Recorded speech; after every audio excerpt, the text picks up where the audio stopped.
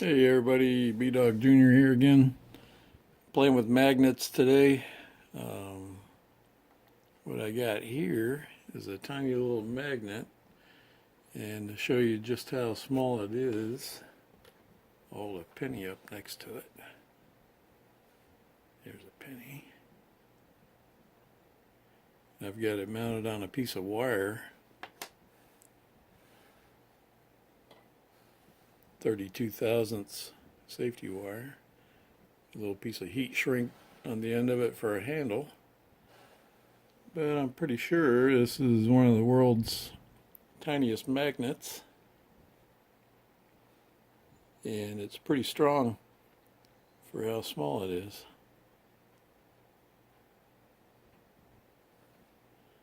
I'll show you what all it can pick up. There's a drill bit. I think that's about a 1/2 inch drill bit there. Picks that up with no problem.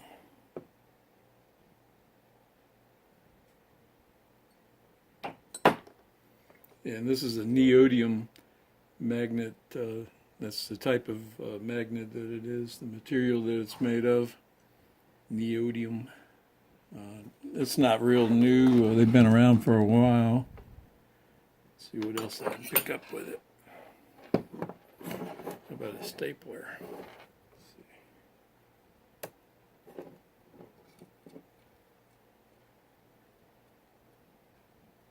Yep. But it doesn't hold on to it very well. Let's see here. How about these dikes? Oh, they're a little bit too heavy. Get this bolt. See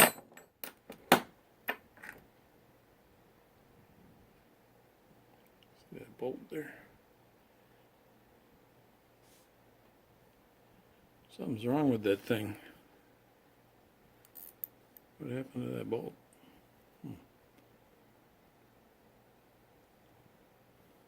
See how crooked it is? That thing's been sheared.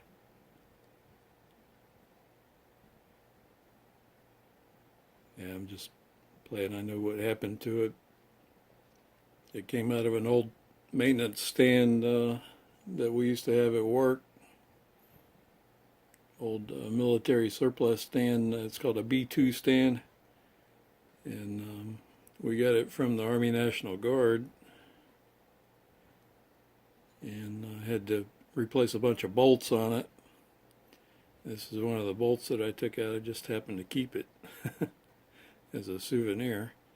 I never seen a bolt look like that much shear damage to it without actually failing, you know. In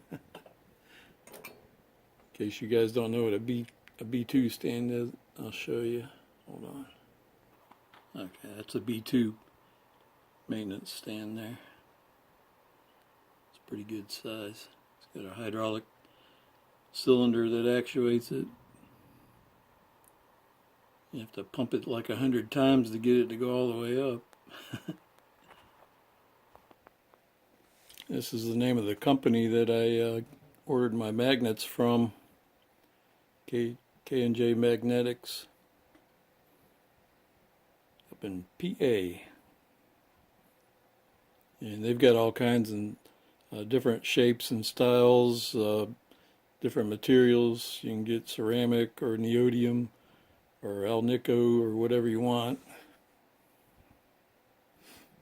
I'll show y'all some other sizes that I got. The little one that I was working with there, this was just a free sample that they sent along with the ones that I ordered. But the ones that I ordered are actually in this shape, but they were a size bigger. I think these are like 1 inch. And the ones that I ordered are 1.5 inch. Well, I actually ordered these too, but I got these as just spares in case I didn't wind up using them. But you can see how strong they are. And they will hurt you if you're not careful with them. It's just a thin sheet of plastic here that I've got them on.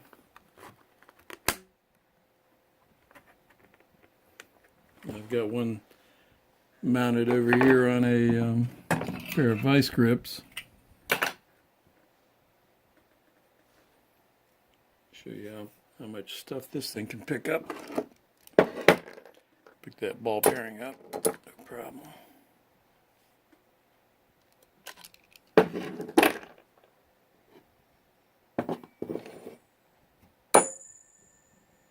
No problem.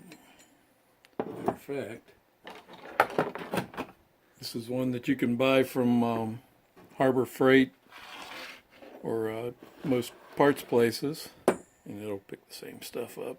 It's pretty strong too. Magnetic technology has come a long way in the last few years, or the last 10 years, I would say.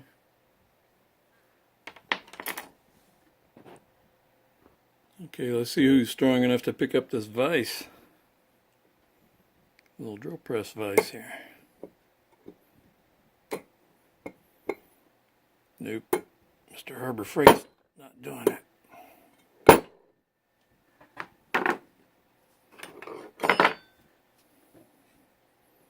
Mr. Neodium. There we go. Well, it needs a little bit of help with it. But it will hold up its end. When I was a kid living over in Naples, Italy for 3 years as a military dependent, we used to take little magnets on a string and hang them down into the sidewalk brick grates, the rain grates, where all the water from the rain would drain down, and people dropped change in there all the time. So we would cash in pretty good. American money doesn't, as you can see, is not magnetic. Whoop, what happened? Oh. What did we get there? What is that? Oh, that's not American. What happened? What did I get there?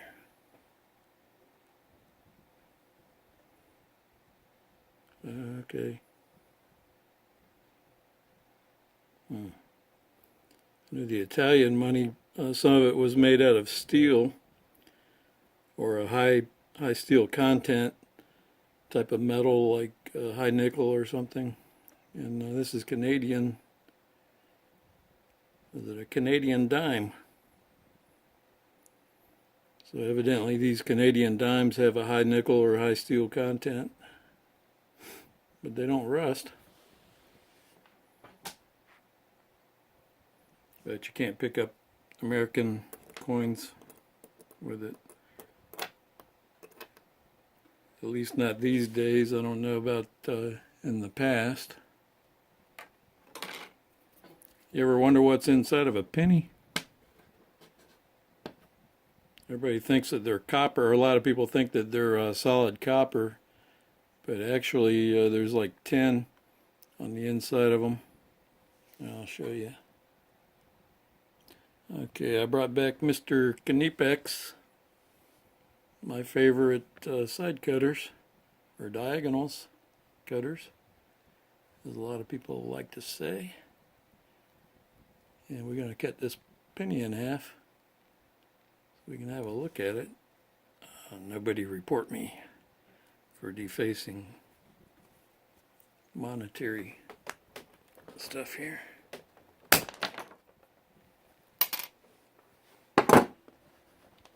Here's one half, the other half.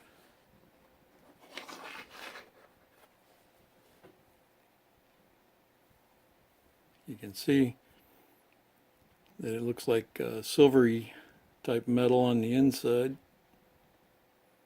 which is probably like some sort of tin or pot metal with just a copper coating on the outside. They made them out of copper. People will be melting them down and selling the metal.